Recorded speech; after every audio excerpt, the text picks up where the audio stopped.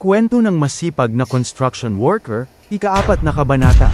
Sa gitna ng ingay ng martilyo at halakhakan ng mga kasamahan, naroon si Mang Pablo, isang tahimik ngunit masipag na construction worker. Bawat palo ng kanyang martilyo ay parang pintig ng pusong hindi sumusuko.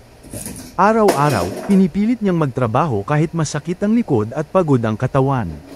Kapag tinanong kung bakit siya hindi nagpapahinga, sagot lang niya, kailangan kong ipagtayo ng matibay na kinabukasan ang pamilya ko. Sa init ng araw, pawis ang tanging ulan. Sa dilim ng gabi, pagod ang kanyang pahinga.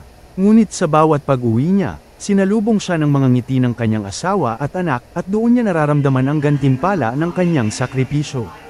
Makalipas ang ilang taon, natapos ang gusaling matagal niyang pinaghirapan. Habang tinitingnan niya ito mula sa malayo, napangiti siya. Hindi lamang pader at haligi ang kanyang itinayo, kundi pangarap, pag-asa, at kinabukasan.